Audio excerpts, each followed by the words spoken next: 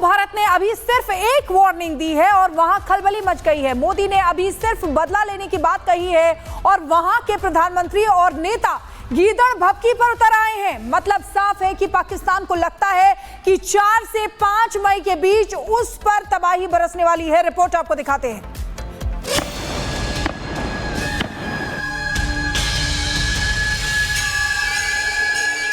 Trump ने भी मोदी को खुली छूट दे दी है। फ्रांस, ब्रिटेन के साथ पूरा यूरोप मोदी के एक्शन के साथ खड़ा है। रूस ने भी भारत के हाई एक्शन के लिए हामी भर दी है।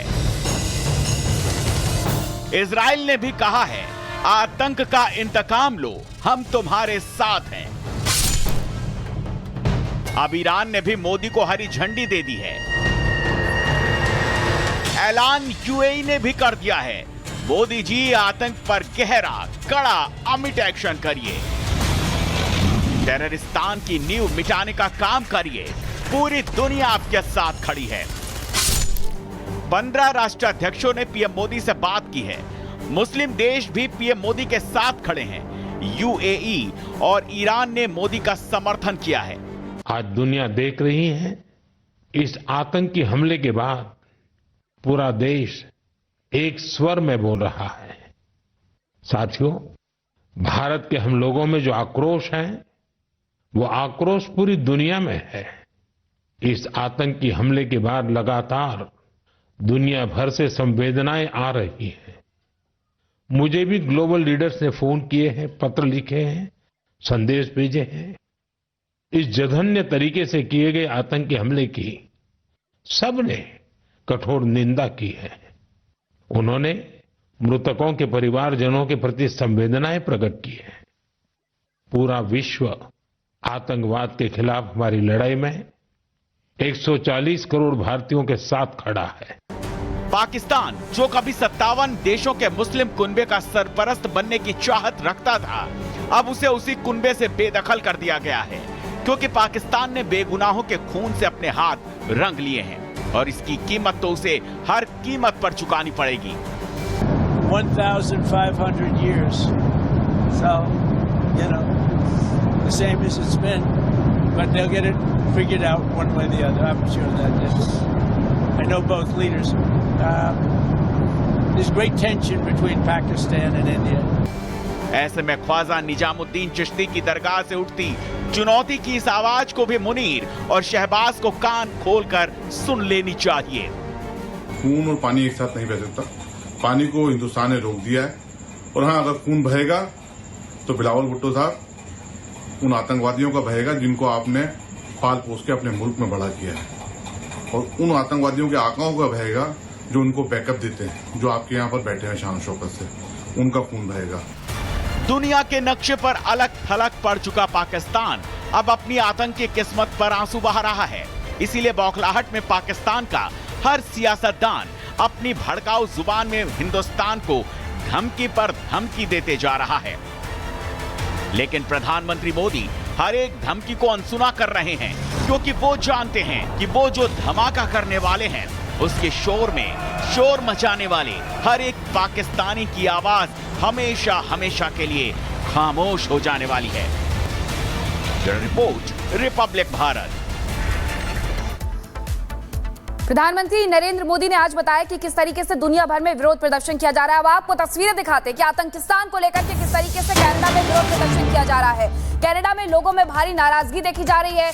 पाकिस्तान के खिलाफ ये नाराजगी है और इसी के साथ विरोद प्रदर्शन किया जा रहा है। ऐसी ही तस्वीरें लंदन से सामने आई, यूके से सामने आई, ऑस्ट्रेलिया मेलबर्न से सामने आई, डेनमार्क से सामने आई और अब कनाडा से भी सामने आई है, जहां पर विरोध प्रदर्शन किया जा रहा है और साथ ही श्रद्धांजलि उन लोगों को दी जा रही है जिन्होंने इस आतंकी हमले में अपनी जान गंवाई है। ये तस्वीर देखिए, ये कनाडा की तस्वीर है। वहां पर लोग एकत्रित हुए हैं और विरोध प्रदर्शन कर रहे हैं। ये विरोध प्रदर्शन हो रहा है आतंकिस्तान को लेकर के। साथ ही भावभीनी श्रद्धांजलि भी उनके द्वारा अर्पित की जा रही है उन तमाम लोगों को जो इस आतंकवाद का शिकार हुए। हालांकि ऐसी तस्वीरें पूरे विश्व के अलग अलग कोने से सामने आ रही हैं। मेलबर्न की हमने तस्वीरें आपको दिखाई थी, डेनमार्क की तस्वीरें हमने आपको दिखाई थी, इसी के साथ लंदन की तस्वीरें भी हमने आपको दिखाई थी। अब कनाडा की तस्वीरें भी देख लीजिए, वहां पर भी विरोध प्रदर्शन हो रहा है आतंकिस्तान को लेकर के, पाकिस्तान को लेकर के भारी नाराजगी लोगों में देखने को मिल रही है।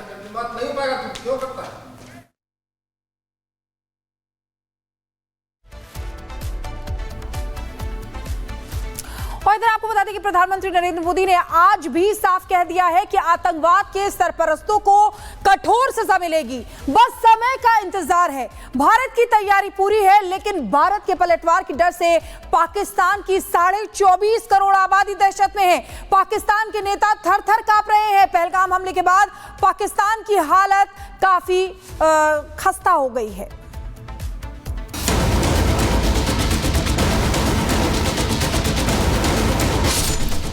अभी तो केवल डिप्लोमेटिक स्ट्राइक शुरू हुई है,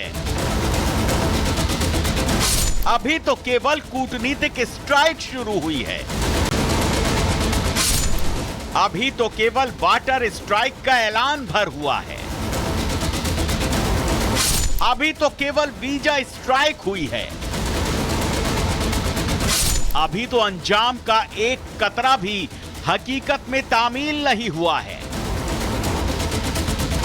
आतंक के टेररिस्तान ने अभी तो केवल म्यान भर देखी है, अभी तो तलवार निकलनी बाकी है और केवल तैयारी के मंजर भर से 24.5 करोड़ पाकिस्तानियों के दिल दहशत से भर उठे हैं। पाकिस्तानी सोच रहे हैं कि आतंक के कटीले बबूल को खत्म करने के लिए कहीं इस बार भारत इजराइल वाला मॉडल तो नहीं अपना लेगा।